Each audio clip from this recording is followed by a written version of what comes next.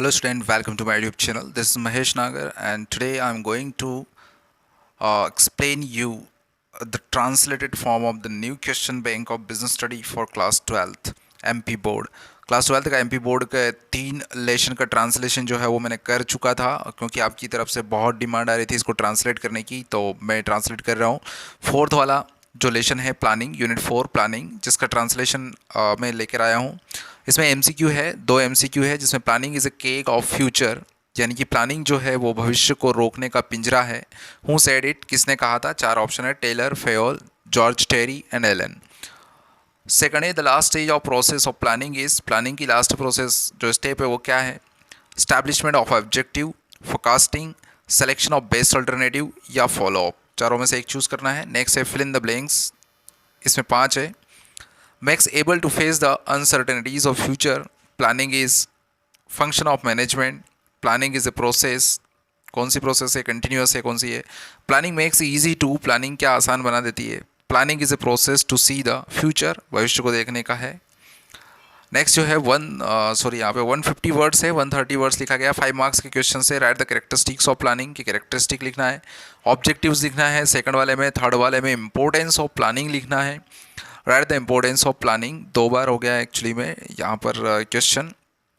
इसके बाद explain the process of planning, planning की प्रोसेस को आपको समझाना है। सॉरी 2 बार नहीं हुआ है। थर्ड में describe the importance of planning है और फोर्थ में right the limitations of planning है और फिफ्थ है explain the process of planning. 5 question है, एक आना है, तो 5 नहीं, आपका पहला, दूसरा, तीसरा, ये 3 क्वेश्चन अगर आप करेंगे तब भी एक आ जाएगा, don't worry.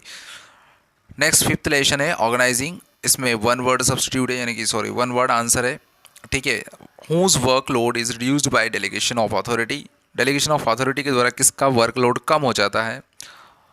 What do you mean by, ठीक है, यहाँ पर लिखेंगे what is meant by relationship of rights, अधिकार संबंध से क्या आशय, तो यहाँ पे व्हाट ID लिखा है तो ये हो जाएगा what is meant by relationship of rights. Next है how many elements are there of delegation of authority, delegation of authority के कितने एलिमेंट्स होते हैं, ये 3 1 वर्ड वाले हैं। उसके बाद ट्रू फॉल्स है, ट्रू फॉल्स जो है 4 है।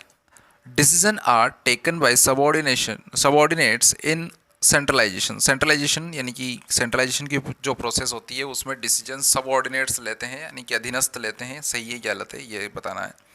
Delegation of authority is necessary in all kinds of business, delegation of authority जो रहता है वो सभी तरह के बिजनेसेस के लिए कंपलसरी है, यानी कि नेसेसरी है। सही है गलत, तो गलत है शायद, ठीक है, शायद क्या पक्के में गलत है।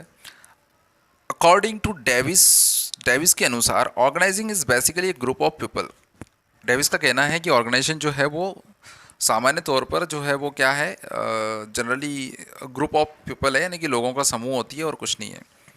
उसके बाद assignment of work to subordinates is called responsibility, subordinates को काम देना रिस्पॉन्सिबिलिटी कहलाती है। सही है गलत बताना है। उसके बाद 4 मार्क्स के क्वेश्चन है, तो 120 वर्ड्स में इसके आंसर लिखना है और टोटल 8 क्वेश्चन है, तो 8 तो बहुत ज़्यादा हो जाते हैं, आप कम पढ़ेंगे तब भी चलेगा। तो मैं बता देता हूँ कौन से बहुत ज़्यादा इंपॉर्टेंट है। पहला क्वेश्चन है write the objectives of organising, बिल्कुल सही करना है। उद्देश्य लिखना है ऑर्गेनाइजेशन के, सही है। Write the difference between delegation of authority and decentralisation, पक्के में कर लीजिए इसको। Describe the steps of organisation, छोड़ दीजिए मत करिए, कोई दिक्कत नहीं है, स्टेप्स को बताना है ऑर्गेनाइजेशन की, ना भी करोगे चलेगा। Write the importance of organisation, पक्के में कर लीजिए, आ सकता है, ठीक है, इंपॉर्टेंस बताना है। Write the main difference between divisional structure of and functional structure of organisation, बिल्कुल कर लीजिए, आ ही सकता है, ठीक है। उसके बाद एक्सप्लेन द मेन फैक्टर्स, यहाँ पे फैक्टर्ड हो गया है तो ये फैक्टर्स हैं। Explain the main factors of delegation of authority, बिल्कुल आने के चांसेस बनते हैं।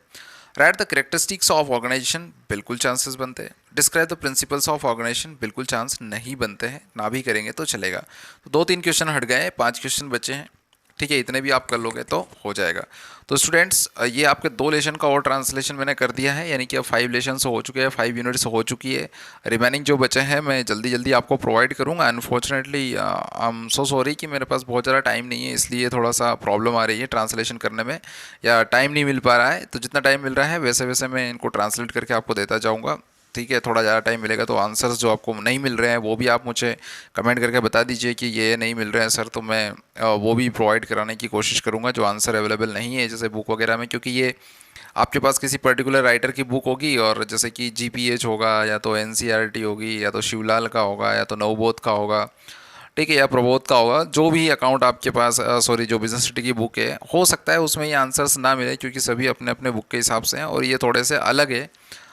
तो कोई दिक्कत नहीं है, हम इसको ढूंढ के जो है वो आपके सामने बिल्कुल प्रस्तुत कर देंगे। अगर आपको नहीं मिल रहे हैं कोई से आंसर तो आप कमेंट करके बता दीजिए। तो कहाँ पर ज़्यादा दिक्कत आ रही है, मतलब कि डिटेल्ड जो आंसर है 4 नंबर 3 नंबर 2 नंबर उनमें दिक्कत आ रही है, या फिर ऑब्जेक्टिव जो टाइप है fill in the blanks true false है उसमें दिक्कत आ रही है, जिसमें भी दिक्कत आ रही है ठीक है मैं वो आपको करवा दूंगा उसके आंसर्स। तो आज की इस वीडियो में इतना ही, नेक्स्ट वीडियो में जल्दी ही मैं आपको बाकी चीज़ अपलोड कर दूंगा, बाकी के सभी लेसन्स जो है ट्रांसलेट करके अपलोड कर दूंगा आई होप, ठीक है। तो तब तक के लिए best of luck and thanks for watching this video.